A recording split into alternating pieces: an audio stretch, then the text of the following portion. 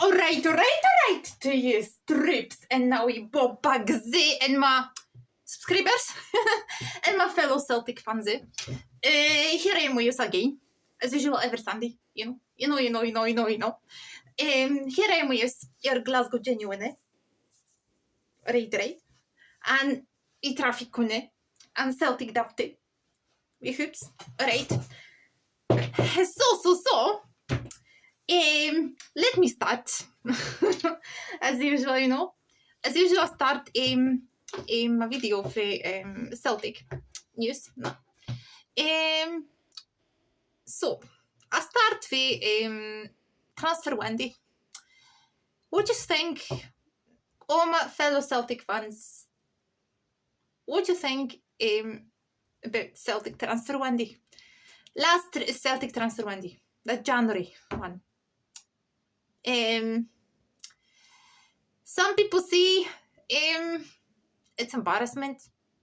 That's because I'll tell you a little bit later about that, but having over 80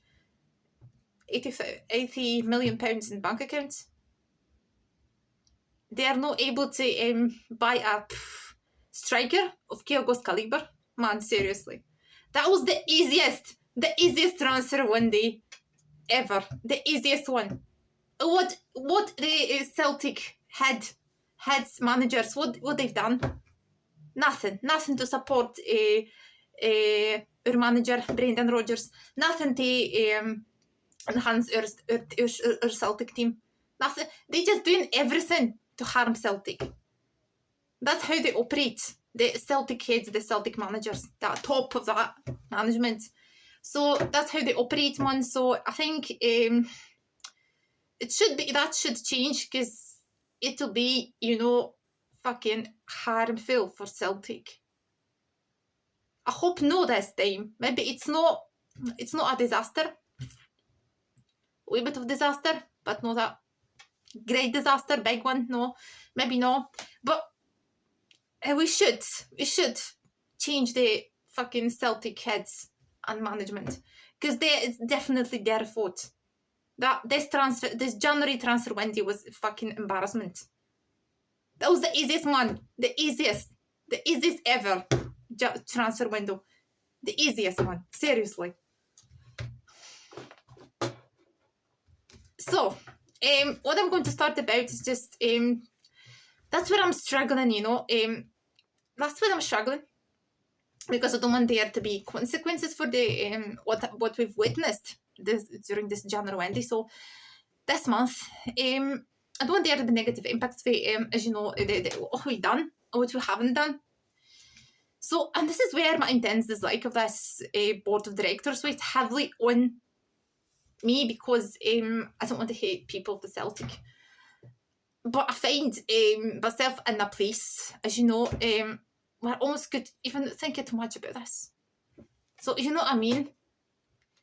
And that stems just for knowing that this atrocious, fucking terrible, man, self-inflicted setbacks, not only possible without there being consequences. That's because we exist in one team league, where our only rival is a basket case club. So, any greater tendency towards self-harm. So, I mean, our board, that Celtic board, has convinced itself that that's all down with their sterling leadership. So, if you had a genuine rival, they would have found a very found now. But they know that none of us truly want their mismanagement to have real consequences, man. Which means that, as you know, that when triumphs come, we will celebrate them. Aye. So just always have targets for them. So just that always do. Even when they have the seemingly teams seemingly working as opposition or aim. So, and in my heart, they believe that take advantage of that. They count on that.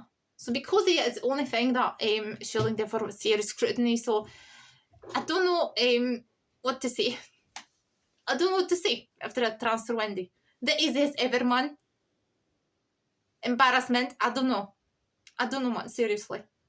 Celtic should grow in power, having players for fantastic calibre, fantastic substitutions. I mean, substitutions for transfer windows. Aye.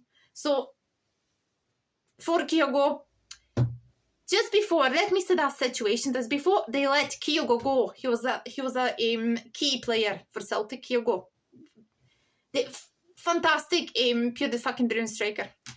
That's how the Celtic head management operates. They let Kyogo go, so he was a key player. And they had no one in the hoop squad who can replace him. They had no one. Trust me, no one. I suppose there's a little or even no understanding or cooperation with the head of Celtic, with Brendan Rodgers. They should support Brendan and the hoops, his decisions, not just playing against him. It's just, they're feeling comfortable in their tours, gathering more and more money. The Celtic kids, they just sitting in their tours and behind closed doors, and they just counting money. Instead, helping Celtic. Instead, trust Brendan Rodgers and support him in his decisions. Instead, enhance Celtic's squads. Having somebody to replace key players and they are going to other clubs. Doing everything in their power to to build up their fantastic team of the hoops, the Celtic. Not just counting money, I'm just thinking about their possessions and their, you know what I mean? They are just perverts, especially the head of Celtic management, Mark Lowell, said no to that prick. Seriously. No, Mark Lowell. Seriously. I don't know what to say, man, after a transfer window. So I don't know how I spend the rest of this month. So I just look ahead a season and good performances and that. So, and all the rest of it. So right now, I don't know with every success. We have only convinces that people that ain't brilliant and that really that offends me. So and add that these Celtic heads are clowns and hypocrites. Seriously. I can't find any other words to defend them. Seriously. They act like clowns and hypocrites, those for Celtic management. Celtic heads. So-called pure dead brilliant fantastic Celtic heads, you know.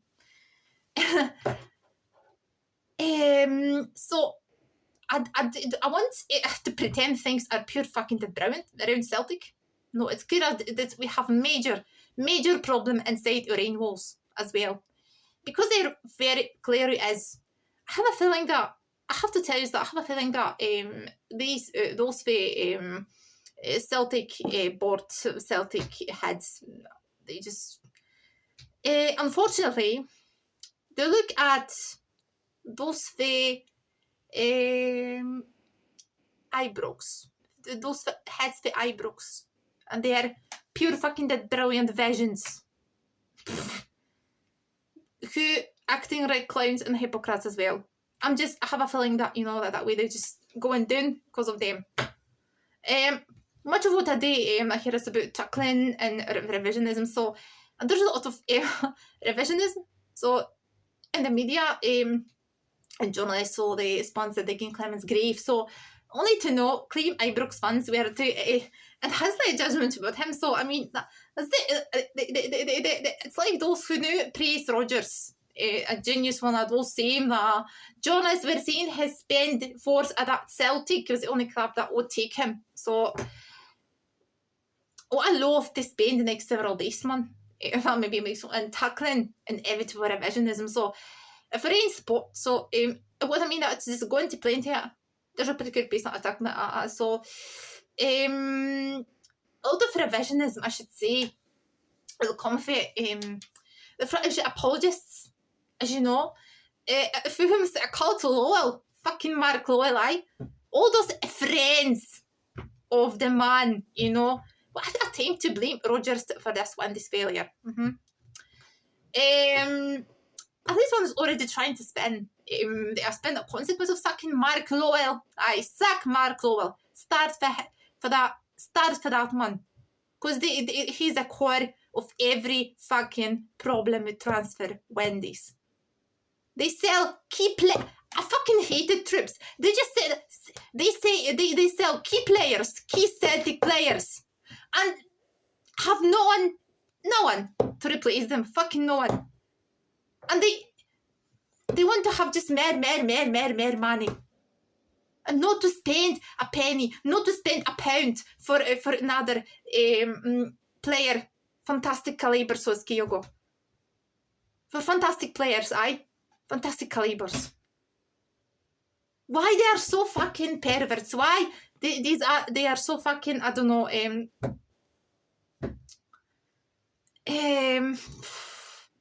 they have zero, as I mentioned, Celtic heads. They have no forward thinking. They have no straight thinking. They have no strategic thinking at all. Zero nothing, you know. So start for sacking Mark Lowell. If he's responsible for some greatest transfer success, but in our history, so it's being the guy who's messed that up with saying daddy. I had to agree to resign him, so I mean I have to tolerate that the rubbish at all. I have no tolerance for their rubbish, for their pish at all. Seriously, man. You're Glasgow genuinely here. And Celtic dafty. So let me be straight here. But that's when there has been an embarrassment. I was pure ready, man, seriously. That's Spain, and the reputations were involved for a long time, so including the manager. I don't hold responsible for issues that demanded cast iron guarantees before allowing the sale of our star striker Kyogo. Kyogo's replacement should have been in the building before he was allowed to move to René's club. So when is Rogers? I'm just wondering, you know, when Rogers going to learn that these people for the Celtic board are not to be trusted to get things done? It probably doesn't matter how much to him now. It doesn't matter much to him now, but Brendan Rodgers has a year left on his contract, and I don't think he signed another contract if there will be no cooperation, zero supporting him, you know, for Celtic board. I don't think Brendan stays with Celtic if there will be no cooperation and that endorsement for Celtic board. They don't know what they're doing for Celtic board. They don't have no idea, man. They're going to lose their great, fantastic, you know, pure brilliant manager. You know what I mean? It will be pure hard, pure solid to find a great manager of Brendan Rodgers' caliber. So best idea is for Celtic board to act the new, to change their ways of operating, of doing stuff. First of all, sack Mark Lowell and then get things done properly, alright? Next transfer window is your next chance. Celtic board.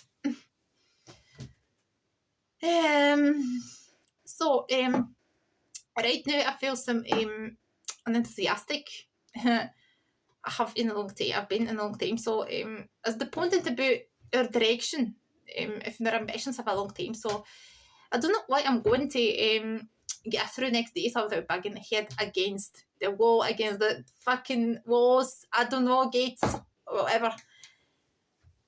So I'm going to tell you that,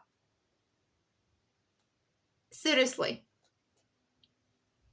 I'm not going to call this window a disaster. Not a total disaster, man. It'll be a huge overstatement, man. So it's embarrassment, one of the exposes are the so-called leader stunt little men. So they are, but isn't it a disaster? So in itself, I'm concerned, fucking, concerned that I'm fair. That's because that invades disaster. So it invades disaster, man, in the way it treats the manager, as I mentioned earlier. So, and the message it sends to the players so that there are of ambition, share contempt. It shows, man, for the fans and the way of hostages for the rest of the campaign. So relying on a single fit centre striker, it leaves the ground for a car crash. Sorry, man. Maybe even a full-blown catastrophe.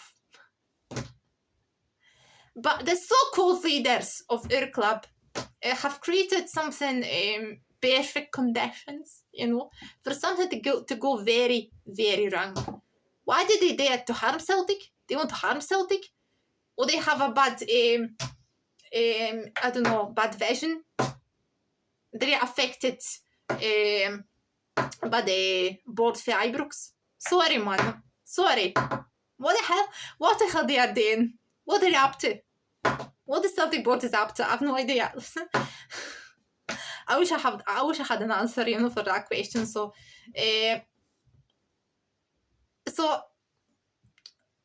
I mean, we've been here too many times for everyone to pretend to be shocked and how this month turned out. Every one of you Celtic fans, my fellow Celtic fans, wanted this transfer with windae to be pure dead brilliant, but as usual, that was the easiest in years. Seriously, the easiest in fucking years. So, I don't know. Celtic board is just, it needs a refreshment. It starts for that first. So, the new troops, the new, I wanted to talk to you about matches, last Celtic matches. So, this weekend, it was on the 5th of February, on 8th of February, one with Dundee and one with Wraith Rovers. Celtic fucking hammered Dundee and Wraith Rovers. So let me tell you something about the matches. So first match will be, with Dundee. So let me. I want to. By the way, how you just feeling the day? How you just fucking feeling, man? Seriously.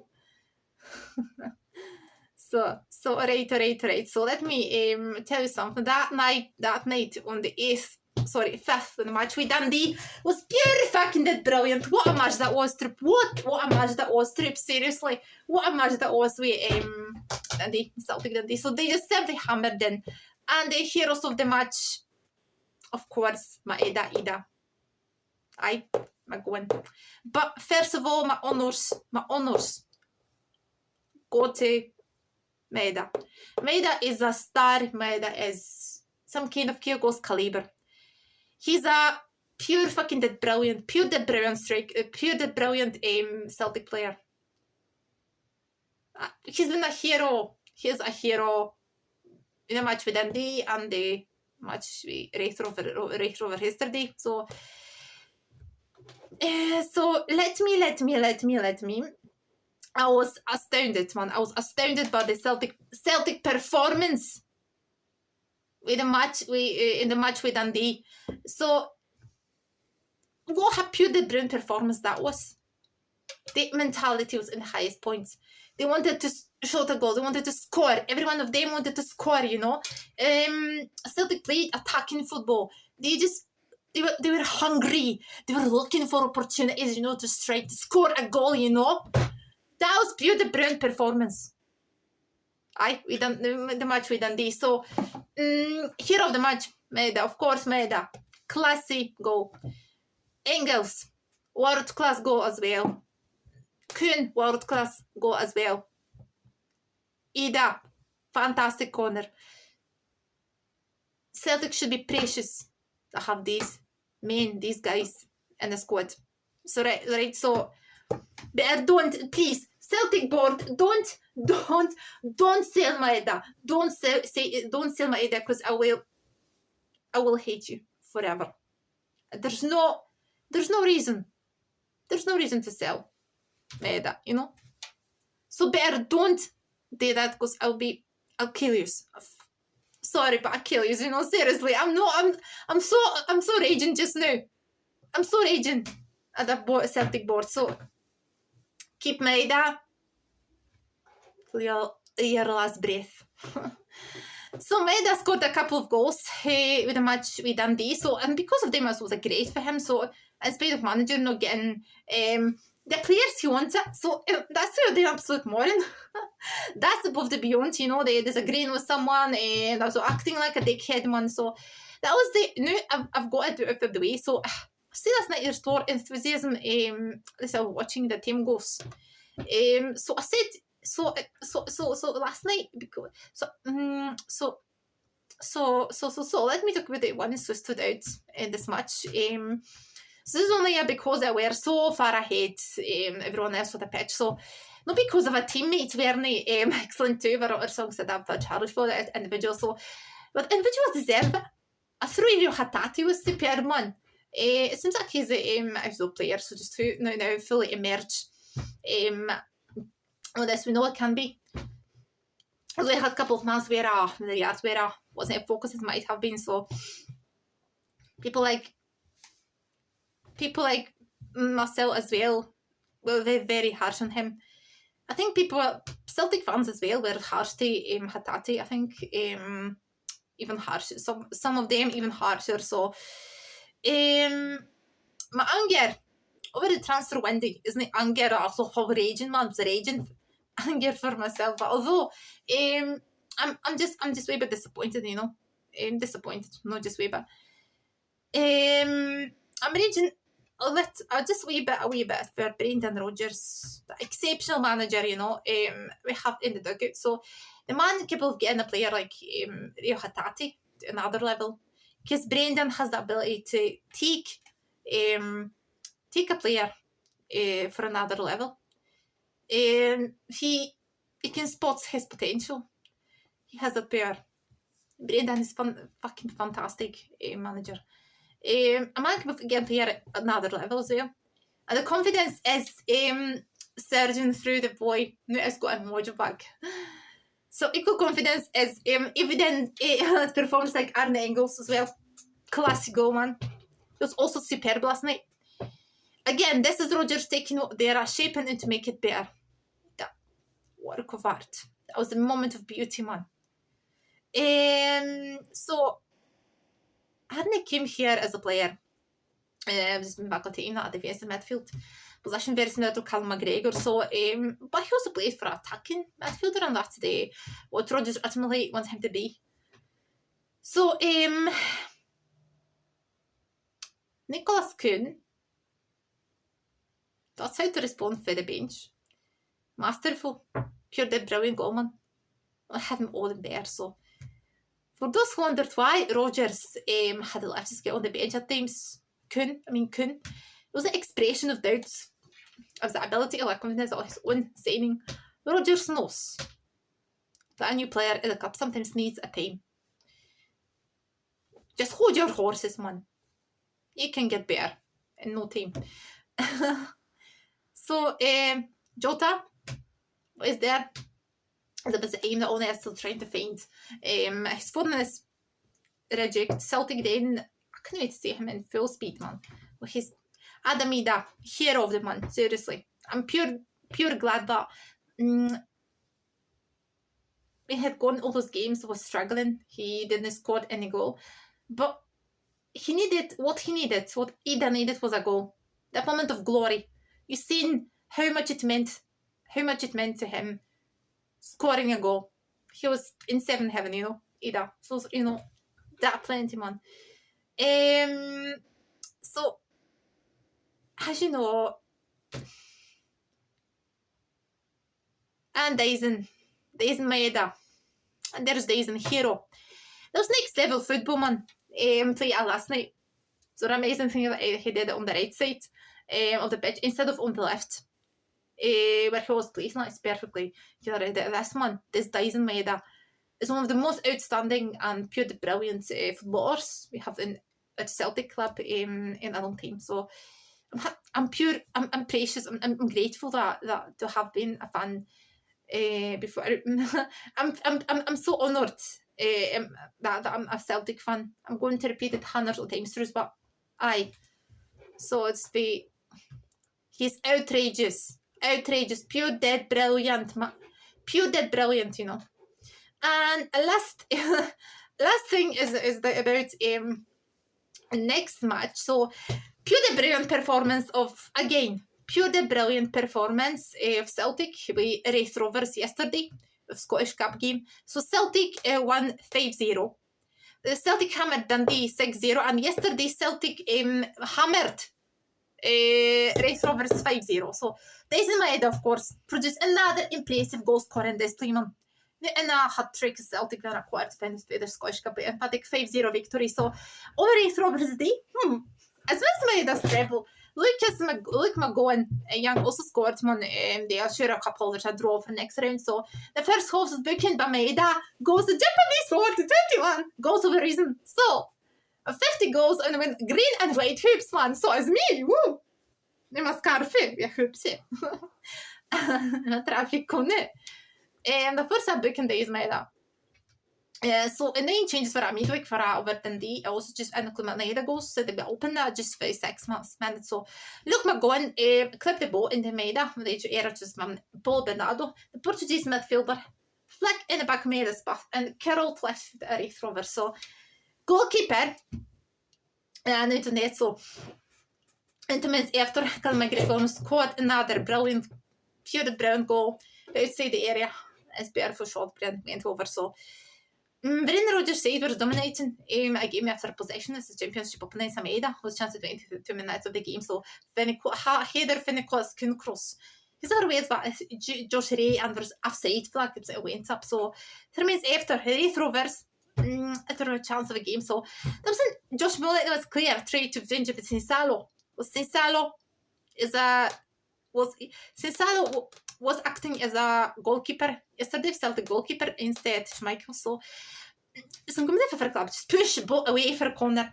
So the first half man entered, 3 added men. Celtic had a ball, and they after Celtic through Maeda and a brilliant ball across the ball. Anthony Man, so Ralston was just ruled out for offside as well. So however Japanese steward out of the nice goal for wrong. So and this scored with a last attack for a Hoffman, pure the brilliant goal. I hope that in the break, Wraith on a kun. Sånn, det bare ikke så jeg kan do det, så. Either før når de da på enten next match 2-0 at the break. Then it takes Celtic to extend like half second half.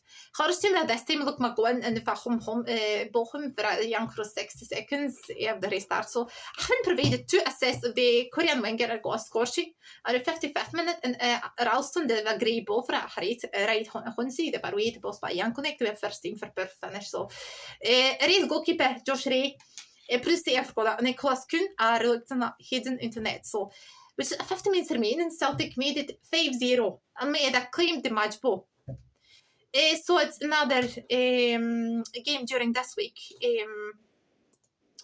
During this week, the 12th of February, Celtic will going to play with Bayern Munich in Champions League. So at Celtic Park. So fingers crossed for our boys in green. All right. So, as you know, Callum McGregor celebrated his 500th appearance for Celtic. How can you compare him with a Tavernier captain, the zombie squad? It's just, what's the comparison? It's just between them, what's the difference? Callum McGregor is a legend. Callum McGregor is a pure fucking dead brilliant role model. He's a guy, he's a man on whom you can rely. You can rely on him. So he's a great captain. You can follow him. He just got hundreds of awards. He played hundreds of matches for Celtic. As I said, it was his 500th appearance for Celtic. He's a man of honor. He's a man of,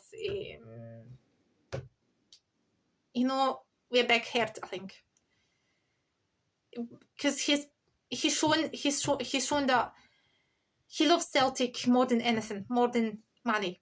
He could have gone to another club, but he stayed with Celtic because he loves that club. So, legend, role model. And that captain, zombies captain. Seriously, what's the similarity between Callum McGregor and the zombies captain? It's just there is one 500th appearance, and that's all. That's all. Is that me? Glasgow genuinely and Celtic dafty. Alright.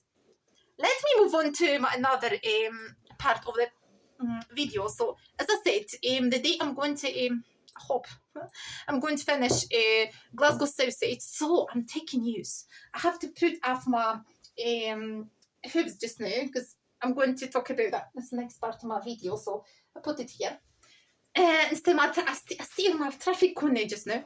So, let me tell us about another weekender around Glasgow Southside. So, starting with last time I finished at Pollock Country Park. So, now let me tell us about Darnley.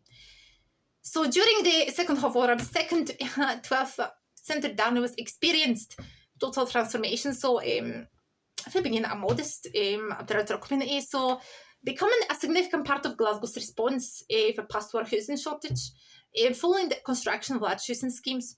South Netshill in Kenny's Heath, and in 1968, that was the city of Glasgow, approved the building of over 2,000 homes in Darnley. So this scheme was to occupy the area north to Netshill Road, covered by like a stone farm, the original Darnley estate, taken for the city of Glasgow boundaries in 1938. All right. Let me tell you that. Carnwardick, another part of Glasgow, Carnwardick. Carnwardick is a residential area of the south side of Glasgow. So this message is south of the River Clyde. So there's a bordered by Park north, King George Park, about Kenny's Heath neighbourhoods. Neighbourhood was Arden, who's an estate, so that's a bit of waste now to Thorney Bank, East Renfrewshire now. The south of the Old House there, the Carnwardick was a farm owned by Sir John Maxwell. It was used to be called Carnwardick once. Folk shows and Thorney Bank is near as ancient villages, so it was very created mainly because the textile industry, as manufacturing, printing, cloth, made industries formed the livelihoods of the many villagers. Several immigrants work in the area of work industry, Irish union workers or Dutch workers specialised in the button, a form of transfer printing. So, Presshill was the first mentioned ancient text in the farm community owned by Walter Stewart and the progenitor of the Stuart Kings who went. So, Lord Darnley, husband of Mary, Queen of Scots. So, it's really from Scots owned by land. The Presshill is located during the Reformation times. That was a just Catholic priest, and there was a hanged for Anthony near it, so there or age of the area. So, which is now called Presshill to commemorate the occasion. Merrimack, the area was named after Preston near Mulkirk, some 20 miles south of the open country in Ayrshire. Others legend Preston was named after an ancient church that stood atop a hill, Stuart's Land. However, there is no historical viva voce testimony validate the claim. So, but I should say that Mary Darnley didn't curtain near like Darnley. The ancient tree is a stones at the end of the Darnley, which is now adjacent to the main highway. Once part of the parish eastwards in Renfrewshire, that was the area was compassed within Glasgow at the same time as Pollockshire in 1910. So Presshill was one of the first, earliest attempts made by Glasgow local government to relocate those for the outdated central tenements of Gorbals, Pollockshire and other districts. Parkhurst is another part of West End, Southside of Glasgow. Is a residential part of Glasgow. Your Glasgow genuine, your traffic cone.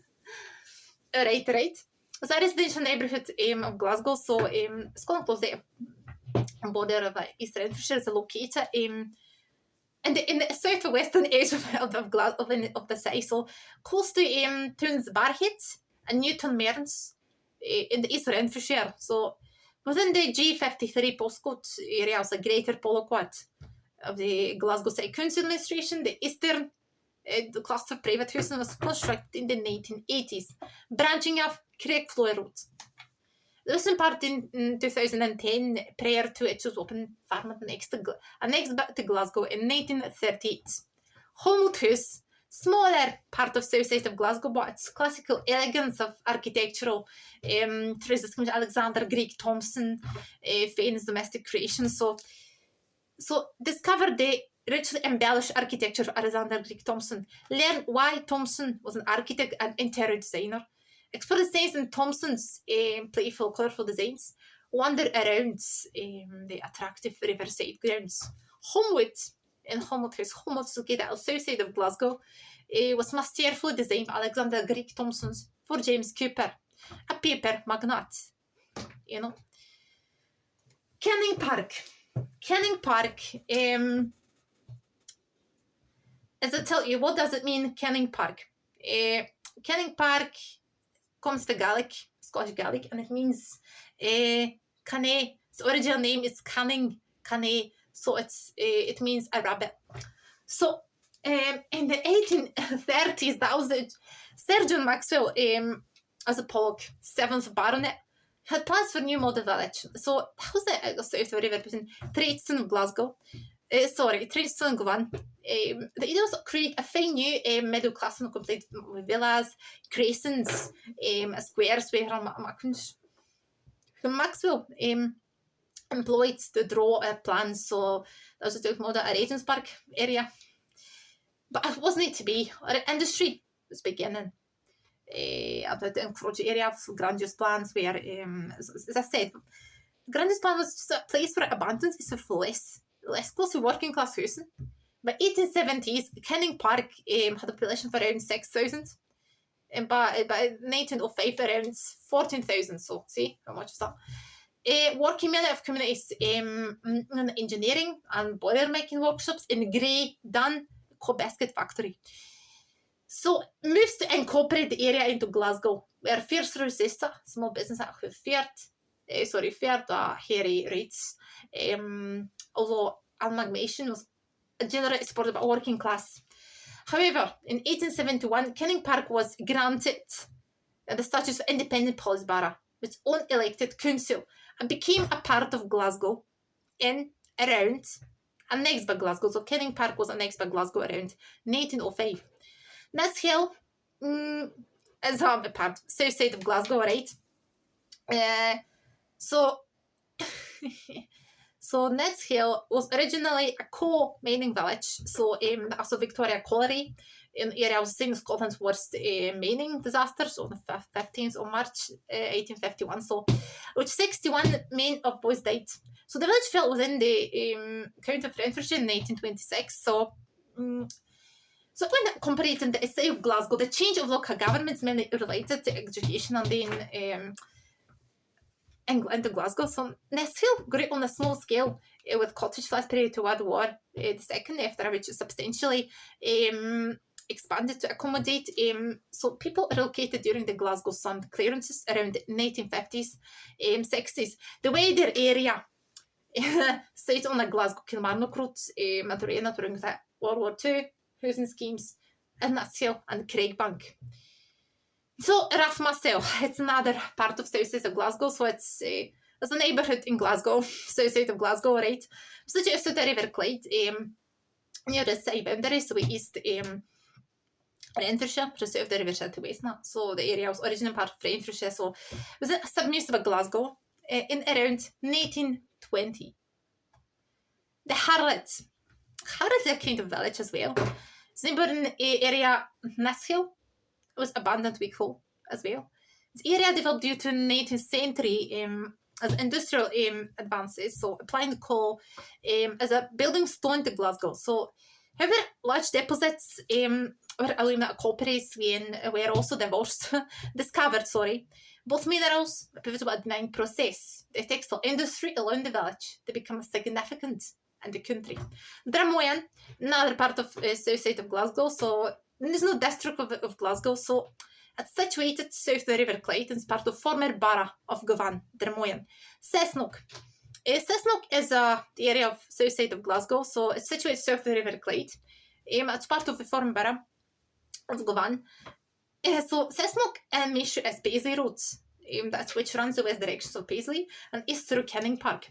So a Paisley toll, so that Hatherell Hall is to belong to Irwins in the Govan family during the mid-18th century. So in 1800s, Andrew Hunter, there's bought the land for Dorothy Irwin. He called this part of the old Hatherry Hall, lands Cessnock. So and they built mansion a mansion there. Subsequent owner, lawyer Andrew Mitchell, Graham Mitchell, added 2 wings and a building.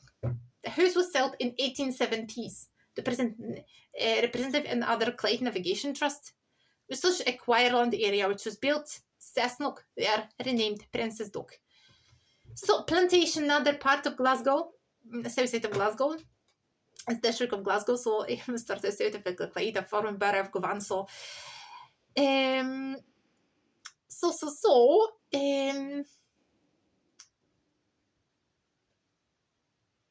hold on, someone seriously. So the land's now called plantations. The new, designed by Mr. Robertsons. The land's called plantation. They're situated about a mile was the Tristan near the tall bar where roads diverge. So they named the Govan to Paisley. They extend about 80 acres and intersect 2 roads referred to. So estimated the bounded north of the Clyde, so Paris by Paisley Canal on the east of a park house, and west of Belhouston and Hewhead. Kingston, area of south side of Glasgow.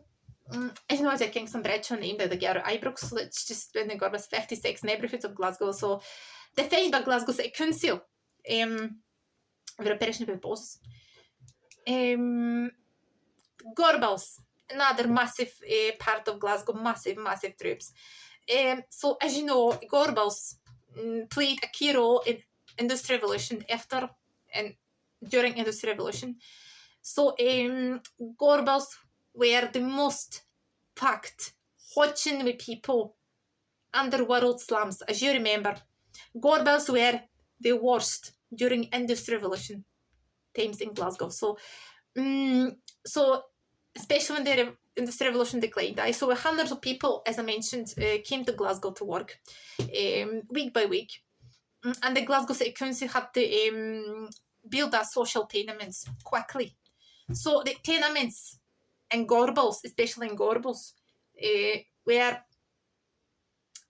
built quickly, not good enough when it comes to conditions of the buildings. So they were called social tenements, social slums, as I say, with yards in between buildings, at yards in the single end flats, and the rent was six pounds. So as you can imagine, no water, no running water, no lavy in between landings, because you had a lavy in between landings in these kind of tenements. You live in flats, so-called single end. So conditions the worst ever. So Gorbals were packed with hundreds of people, cramped together, one next to another. You know what I mean? So there were hundreds of diseases like typhus, cholera, and that.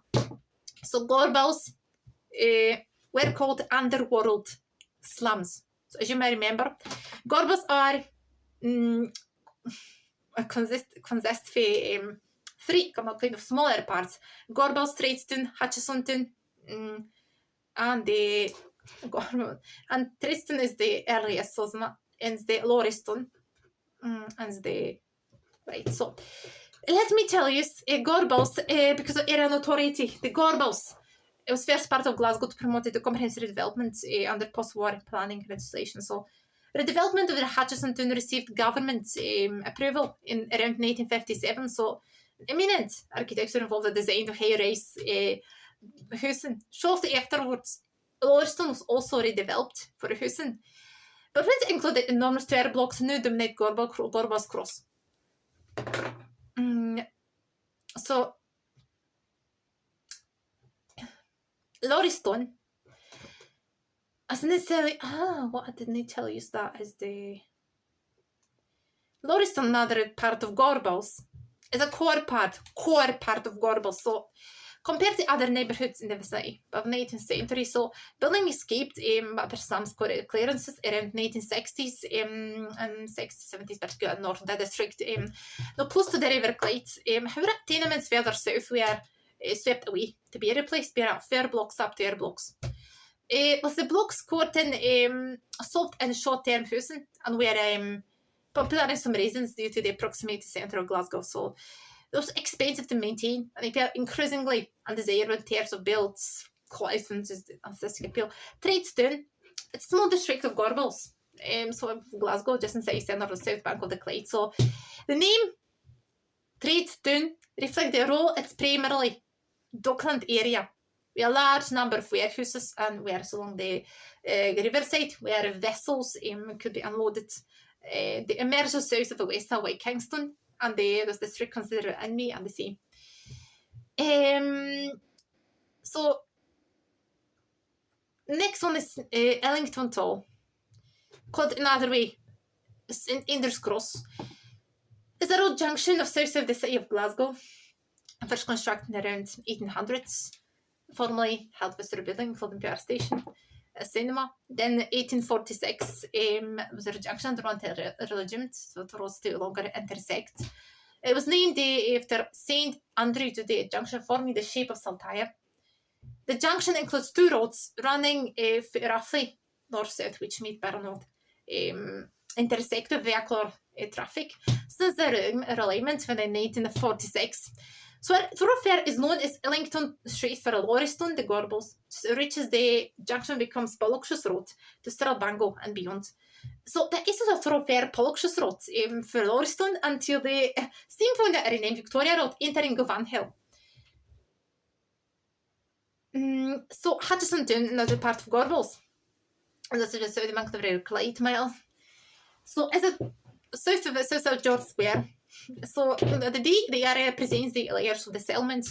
It requires a modern flat housing in the 1960s. So development a few a fan of old Victorian buildings. So as you know, so a section of Gorbals which become a property of Hutchison Hospital in 1790s and gained a name. Much of the housing met to the late 19th century, with the biggest employers being Govan Ironworks around 1839, the United City Bakeries 1886, and the Strathclyde Grain Distillery in around 1927. So the entire area was soon become a notorious slum associated with crime, poverty, poor health, and overcrowding.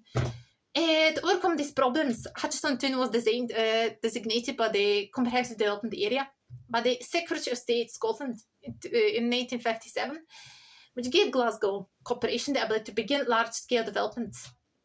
Indeed, as the development started. Oatlands is the area of Glasgow, on the south side of Glasgow, so situated north of the River Clyde, on the south side, centre of what under Glasgow City Council. So it's part of Gorbals historic area as well. Its boundaries are on Hutchison Town on the southern necropolis. Cemetery west of Polmadie, the south and then Shotfield, part of town, Bristol Green, past by Glasgow Green. Public Park is north and just across the River Clyde. It's connected the Green with Polmadie Bridge, dismantled in 2015 due to structural safety concerns placed in 2018. Until the 1990s, the area was characterized by full-story red sandstone tenements built at the end of the 19th century.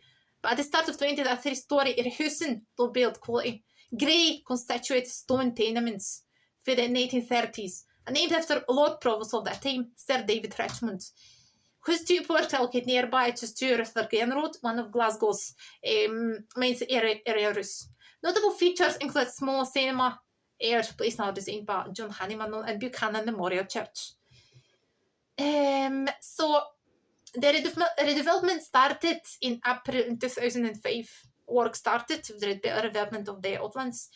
And the comprehensive redevelopment scheme to create a new neighbourhood consisting of around nearly 2,000 houses. Polmadie, the primary industry area, so area of Glasgow, south side of Glasgow. So that's essentially in the south, the River Clyde, Polmadie. It's close to residential neighbourhoods, including Govanhill. To the west, Torriglen, southwest, east, with Outlands in another large industrial zone, and Shawfield. So at north, the opposite, the major railway lines, the MA774 motorway.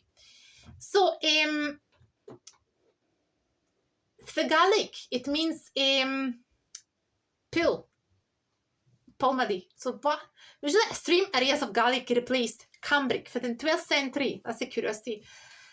It's clear that middle element is the Gaelic Macassons. Third element were the personality was the Gaelic day, a god, referring to an early religious establishment beside the burn. So, Torriglen, district of Southside of Glasgow, it's got population approximately 7,000, I suppose.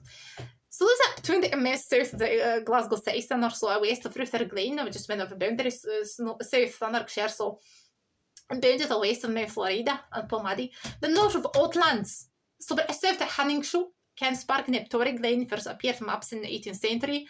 It was a small farmhouse in the area which is the Prospect Hill Circus, and Houston scheme since the Torriglen residential area was built in 1947 and 1959 by the Scottish Special Housing Association. The North District was constructed by Glasgow City Council between 1960-38. Pollock Shields was conceived in 1849 by Sir John Maxwell Pollock, 8th Baronet, so commissioned architect David Rickett, the draw up for a plans of Shields, a part of the state. So proposed suburb was designed by middle class Glaswegians seeking for a proper housing and development housing. So just within boundaries of the congested city. So rent scheme divided Pollock Shields into two distinct zones. It's a strict considered terraces in that, so and the tenements. So there's what consisted entire villas. Shields Road separated two areas. Landscape was particularly important. Pollock Shieldsman, so we're against it often the rest would be a disadvantage. So the eclectic range of buildings, styles for in display for individual property. Owners include innovative architect Alexander Greig Thompson as well. Despite the specialness of tenements, the Eastern District have to be more densely built up. By 1881, had over 2,000 inhabitants. So by the 1900s, Pollock Shields was firmly identified as Glasgow's most attractive, affluent neighbourhoods. Strabango. What a name, Strabango. Strabango, bango, bango, you're Glasgow genuine. Traffic cone. Is that me a gay man? Woo! Woo! Me a gay man, woofed. So, Strabango began life as a small toy village of Glasgow. So, village in the Glasgow Pollock Shields. So, it's residential were crofters, be a weavers and miners. So, the village was centred at the crossroads of a new called Pollock Shields. Roten, Alison Street, Nesdale. Strabango that stuck in the 18th century plot, land of south of village, so the Sterling Max was the developers. So that's in the building, current suburb of Glasgow, Strabango, and Strabango stuck in the 18th century. A plot of land south, just west of village, Sterling, the current Strabango, along Victorian sandstone. Terraces known as squares, terraces Moray Place. So, meanwhile, the village of the Strabango was once stood proud of alone, the mere south of Glasgow, was consumed by the city's Victorian growth. It's swallowed by neighbouring Crosshill, Govanhill. Consequently, the Strabango now usually refers to the suburb alone, when the railway, Nasdale, Drive, Pollock Shields Road, and Tetwood Road. This was stirred up with the debates, including one side where Strabango is my like definition. So, Govanhill has been a handful of cottages, man. where coal mine was the day, Banker Street. This was in 1839. The family had their own mine by the iron works nearby, known as Dixon Blazers, Iron Master of William Dixon. So the early 1970s began to housing workers blast furnaces. Most of the tenements blocks were Govanhill were built between 1890s and 1912 for the earliest days Govanhill. Not popular settlement area, people come to Glasgow and Scotland. Migration started via Highland along Scotsville by the Irish, particularly for Dongle. Belgians, Italians, Jewish people. So that fleeing prosecution of Eastern Europe. So followed for the 1950s, people for the Punjab, then as other parts of Indian squad arrived, Glasgow's new communities of the firm asylum seekers, refugees, settled in the area of Govanhill in 2000. So as I mean, Govanhill is very, very so it's a very, I should say, international part of Southside of Glasgow. So Crossmeloff is the northwestern corner of Cathcart Parish.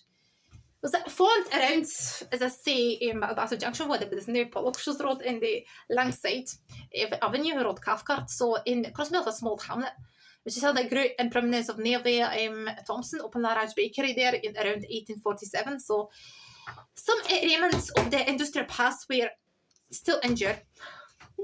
So a bakery building, behind the tenement known as the Company Gate on the Pollockshires Road, still stands, and there is a road named Baker Street, where once stood Alexander Greek Thompson's designed workers' cottages. A main street in the Crossmeloff was Cathcart. Priestnar's Pollockshires Road, between now known Pollockshires Road, between the Langside Avenue, Menard Road Junction to Shotlands Cross. There's Kilmarnock Road, Mossade Road.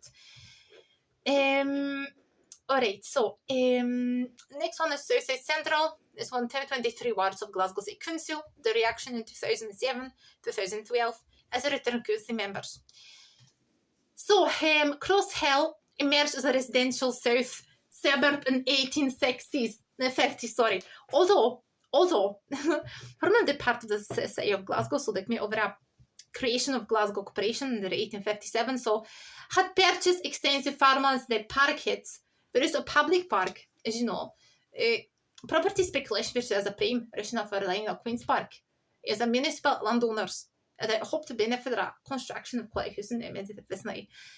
Crossfield developed quickly and soon became a favoured residential. This is for middle class commuters. Victoria Road played the city's Queen's Park gates on in 1875, so a regular tramway service operating along the route. So in 1871, Cross Hill population was less than 2,300 for 33 hectares and smaller than 9 plus, isn't that? So Paris were encircling Glasgow by 1880s. So it never is boasted on striking architecture. And there's not to be French-inspired tenements by William White. When mid 1880s, in Balmoral Crescent, however, Cross Hill distinctive civic identity came at the end of 1891. Queen's Park. As you know, Queen's Park is pure de Brown, have a pure de Brown view on the city of Glasgow, my beloved city of Glasgow. So it's covering 60 hectares. It was created in the mid-19th century. This is my Ronald landscape, Queen's Park architect Sir Joseph Paxton. The same who designed Kelvin Grove Park. Modification architect John Carrick. It's the third oldest park in Glasgow. Given Camp Hill commanding views on much surrounding countryside, perhaps it's the reason that the flat-topped some has occupied since prehistoric times. The remaining of circular earthwork was data original for the Iron Age. 1000 to 1000 AD, BC, 1000 AD. Alright, Langside. Langside, man, is a district. And the Scottish city of Glasgow, as well Glasgow, so it's such a south of the River Clyde. So, I believe it's at Shawlands. So, south of Queen's Park, west of Cathcart, north of Newlands, so it's in here, man. So, the streets residential primarily middle class, so it has become increasingly fashionable at the race in the recent years. Housing stock, mainly a Victorian tenements type, so along there with some townhouses in a period in 1568, so the area was site of a battle of Langside, where a battle fought the forces of Mary Queen of Scots, prior to the exiled death in England. The original village of Langside was based on around a new Algie Street, named after Glasgow merchant Matthew Algie. So near the Battlefield Monument, there are 2 miles of a white card made over a paper and they dated back in 17th century. So in the early 19th century, most of the Hammersmith village were waivers of cultivated fruits and flowers. The rest of the village was a new mansion whose road, the location of villas in the 19th century, and enkele huizen designed by Alexander Greg Thompson as well, and Rockcliffe. In late 19th century, as Glasgow expanded south during the rapid growth of the industrialization of the city, the area was built up with tenements. The area became part of the city of Glasgow, officially. Became a part of Glasgow, alongside around 1891. Battlefields. It's a district as well of Glasgow, situated south of the River Clyde. And the area takes a name for the Battle of Langside, around 1568, with Mary, Queen of Scots. This army defeated fortune during the infant St. James VI. Had a decorative monument designed by Alexander Skirvin around 1887.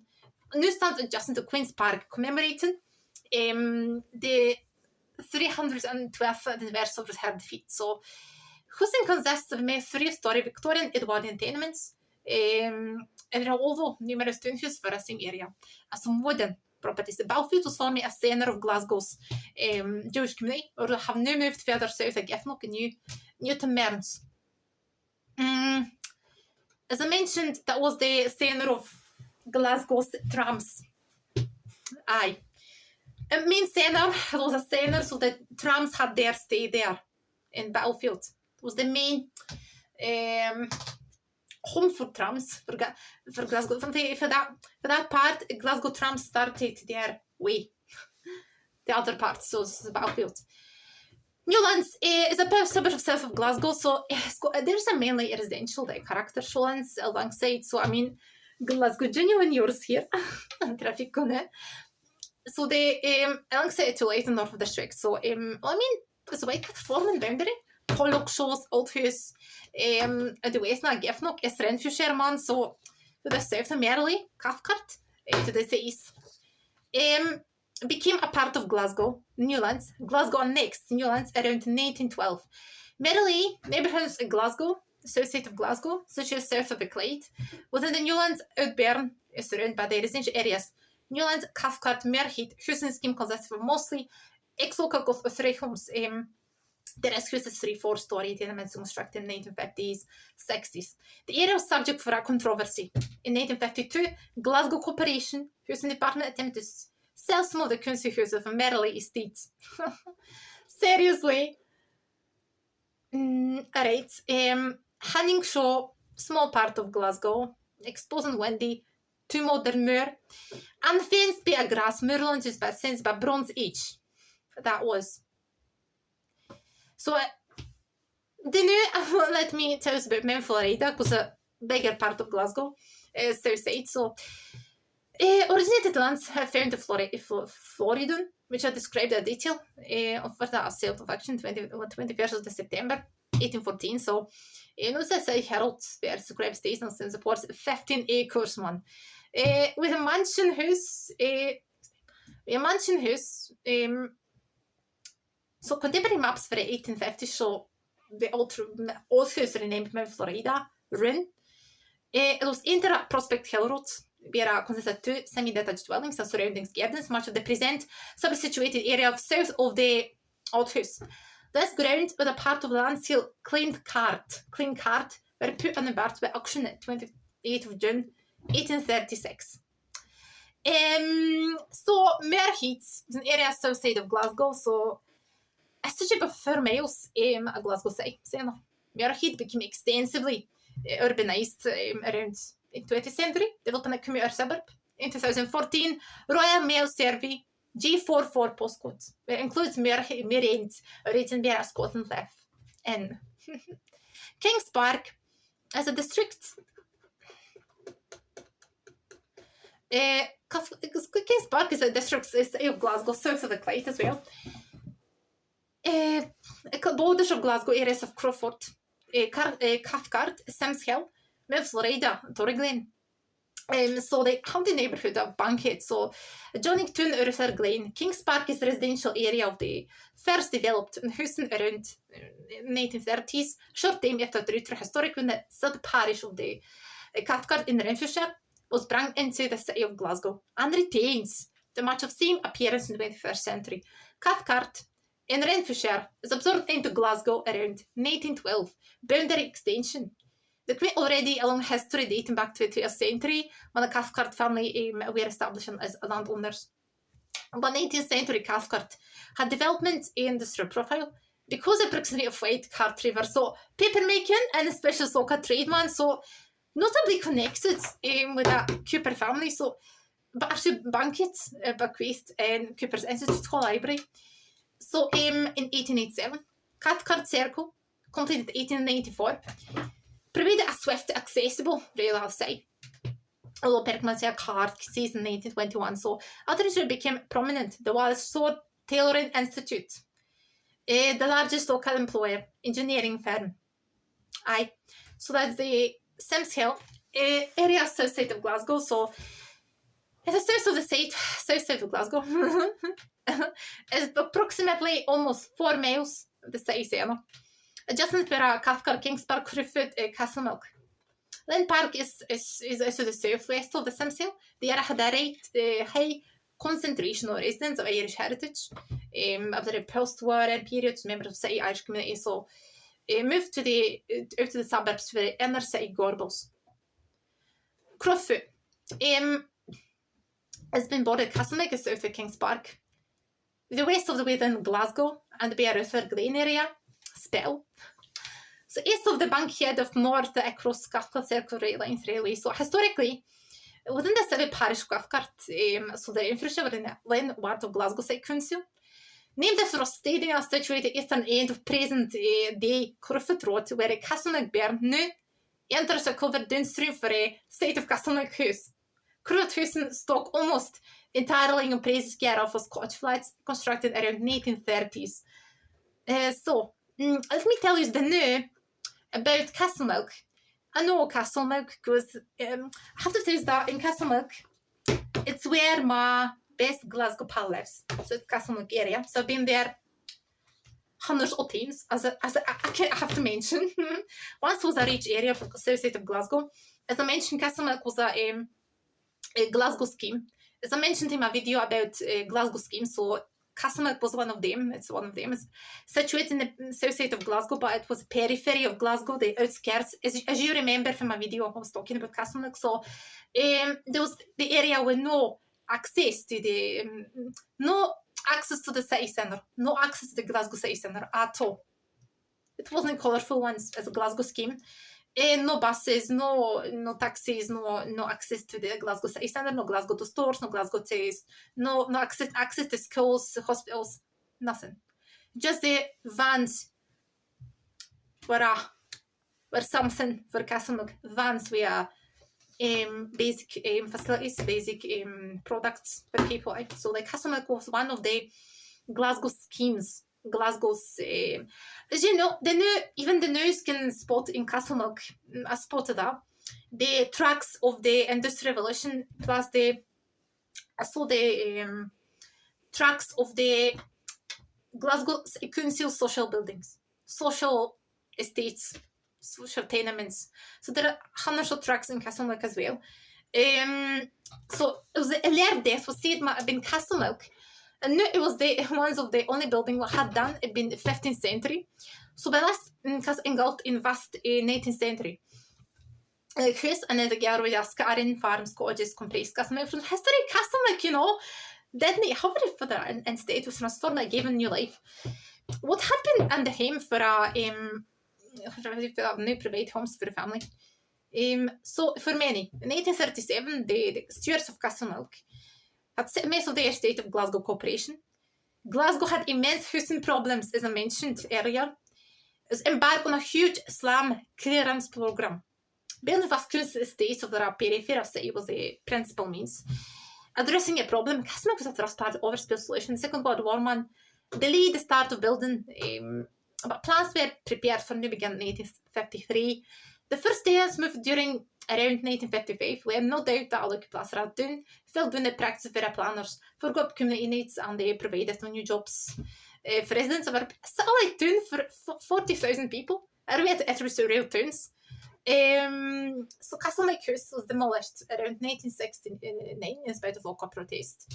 As part of children's Wayne's Play Centre for Public Development part of the process, Castleknock had its own, still has, I suppose, a community centre, as hundreds of Glasgow parts had their own community centres.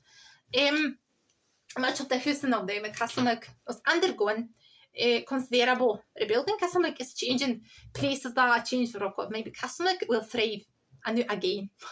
In 1818, Glasgow purchased 108 acres of land, now known as Lane Park. Lane Park was part of the Hagon Hill. Belonged to the Maxwells of Pollock. In 1820s, was sold to Colin Campbell, by Sugar Campbells, who were owned by in their shipping line.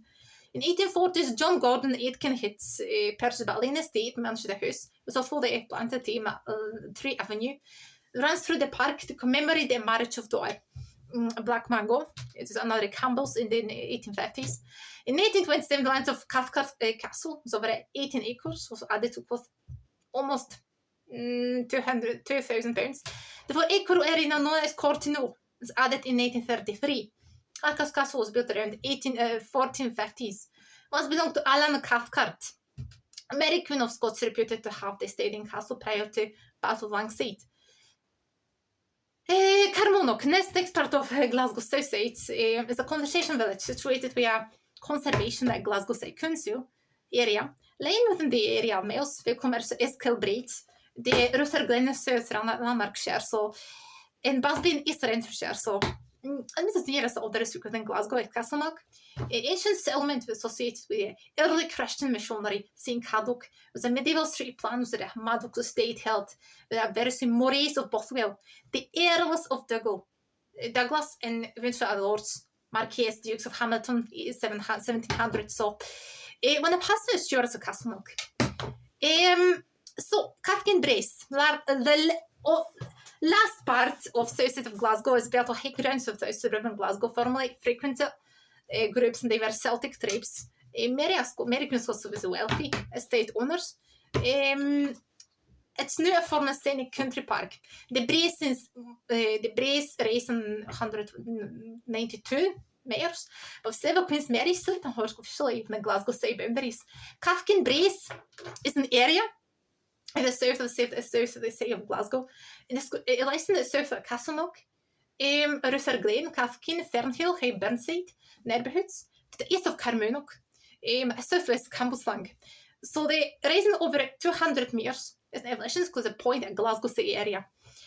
So that was a weekend around Southside. Hope you enjoyed.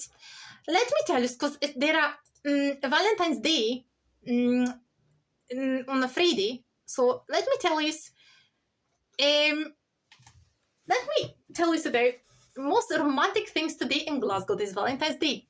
Love is in Glasgow's area, Glasgow genuine, a traffic on it. Alright, so let me tell you. So take a romantic stroll together. If 2 years for lockdown, I think just you put off and I had a great there's not a romantic stroll. There's only a few 3 things today in Glasgow. For Valentine's Day, after all, we have place for pretty parks of city walks, a great mental health purposes and that. Also a good way to catch weather for phones, laptops and TV. Listen to unique tributes to Joe Hiashashi special candlelight concert. And this candlelight concert at Glasgow, you can enjoy the evening. The kids Joe Hiashi, listen to section's favourites for iconic studio chibi films, the beautiful surroundings, Oran Muir means great song and is situated just, you have to cross the roadway Botanic Gardens, so west end of Glasgow. So, but this candlelight. So simply sit back and savor stunning pieces you'll hear. Have a go in indoor car racing followed by around crazy golf. So, man, cover by quirky neon decor and once on the right price. So, healthy competitiveness. So, and good for vapes and DJ sets. Man, seriously. And most important, indoor car racing and crazy golf, man. So, they're hidden beneath the Glasgow's oldest, most stage districts and Merseyside venue offers an otherworldly entertainment experience make the for rest on it. The indoor race course in that kind of Glasgow race are making that first finish line, a crazy bit of golf. Visit or not expect different themed and night host courses. You can opt to Matthews and for breaks a creeps at Las Vegas. Attend this magical kaleidoscopic light show. A wee birdie to us, Enlightenment Glasgow. And the place to be proposals in these, if them haven't happened already. Soundtrack of Vivaldi, Four Seasons guest, get immersed colourful light show in Merchant House of Glasgow.